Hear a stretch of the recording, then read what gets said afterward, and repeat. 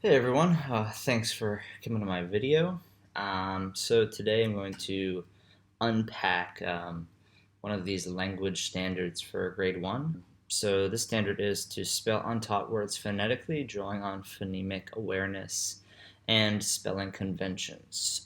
So this is a Common Core standard. My school does a mix of Common Core EYFS along with standards from the Chinese government.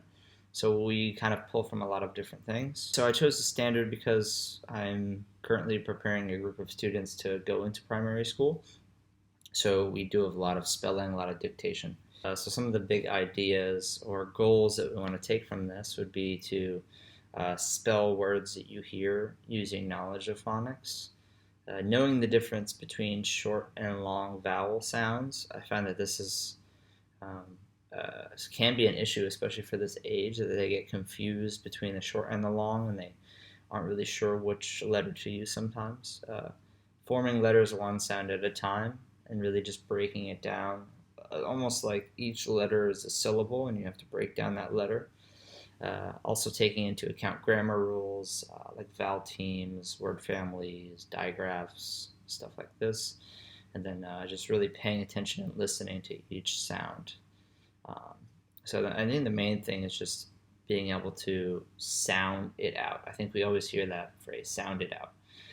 So sounding out that word that you hear and being able to put it on paper. So that's something we really focus on, dictation activities. Obviously, the skills we want to develop is the spelling. If you see in the standard, right, we spell and just drawing on phonemic awareness. So we want to pull from that knowledge of phonics.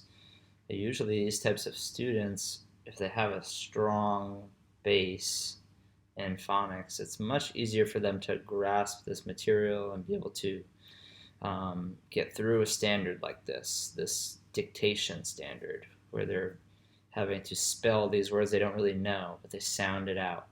I think even as adults, we sometimes do this when we hear a word that we haven't heard in a while, or we know a word but we don't, or we rarely spell it. Sometimes we have to sound it out. So I think this is even a valuable skill even when you get into adulthood. I think also for this type of standard and this skill, you have to walk before you can run. You need to know your phonics, you need to know all the letters. Obviously, you need to know how to form the letters before you can really do an activity like this. So there's a lot of build up to this.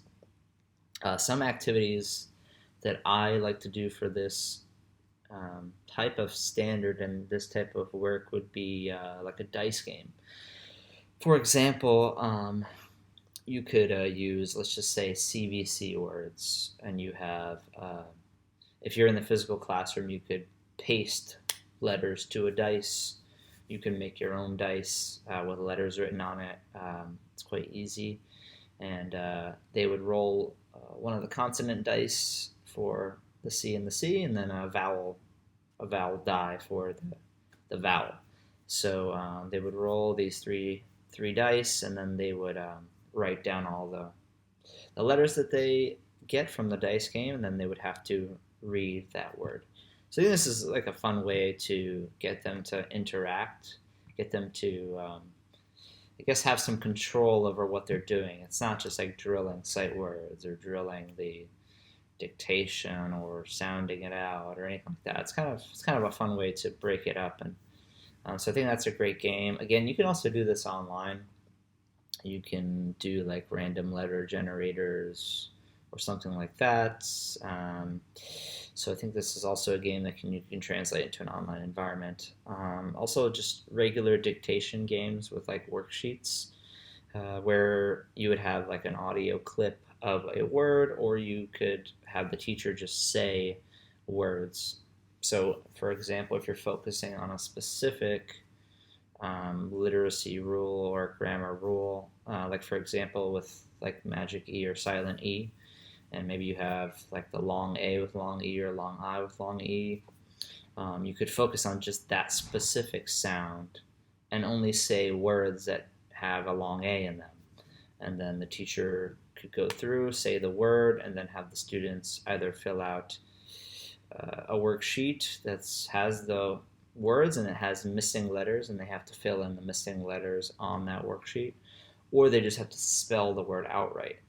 Um, so I think both can be beneficial. It depends on the level of the students. So I think you can differentiate here. If it's a lower group, maybe having a worksheet that has kind of fill in the blanks for certain letters, and then for a more advanced group, just have them spell the whole word. So I think these two activities are kind of go-tos for me. They hit the standard, and they also are kind of a more interesting way for them to grasp the material. And again, that type of activity you can also translate into an online environment very easily. Now, assessing mastery to kind of see where the kids are at. Obviously, worksheets, you can have that record. You can easily scan those to see who is getting which questions right, and then you can break them down into groups, those students, and meet with them after. Also, I think another great way is to build your lessons throughout the week. So maybe you do like the dice game and you do dictation worksheets or activities throughout the week. And then maybe on that last day, like Friday, you'll have like a spelling test that will be specific to whatever rule you are learning about. Like I use the example of like magic E or silent E words. So maybe this spelling quiz could only have long A magic E words.